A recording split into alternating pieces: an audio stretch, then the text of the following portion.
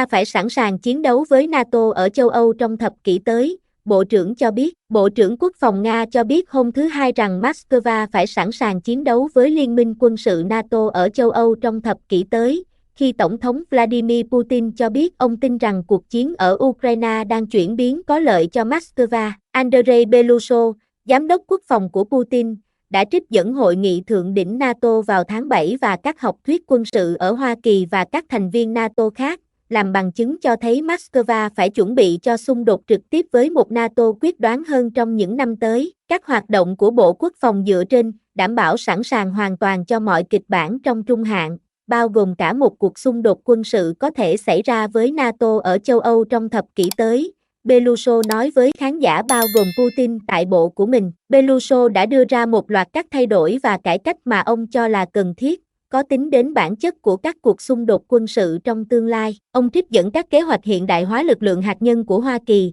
việc mở một căn cứ phòng thủ tên lửa của Hoa Kỳ tại Ba Lan, các kế hoạch sẵn sàng chiến đấu mới của NATO và các kế hoạch được công bố tại Hội nghị Thượng đỉnh NATO về việc triển khai tên lửa tầm trung của Hoa Kỳ tại Đức vào năm 2026. Ông cho biết Hoa Kỳ có thể sớm có tên lửa siêu thanh có thể vươn tới Moscow trong 8 phút. Putin nói với cùng một cuộc họp rằng số lượng lớn tình nguyện phục vụ đang xoay chuyển cục diện cuộc chiến tranh Ukraine theo hướng có lợi cho Moscow, vì các bản đồ nguồn mở cho thấy quân đội của ông đang tiến với tốc độ nhanh nhất kể từ năm 2022. Quân đội Nga nắm chắc sáng kiến chiến lược dọc theo toàn bộ tuyến tiếp xúc. Chỉ riêng trong năm nay, 189 trung tâm dân số đã được giải phóng, ông nói. Ông cho biết khoảng 430.000 người Nga đã ký hợp đồng quân sự trong năm nay, tăng so với khoảng 300.000 người vào năm ngoái. Belousov cho biết Nga đã đẩy lực lượng Ukraine ra khỏi gần 4.500 km vuông, 1.737 dặm vuông, lãnh thổ trong năm nay và đang chiếm khoảng 30 km vuông,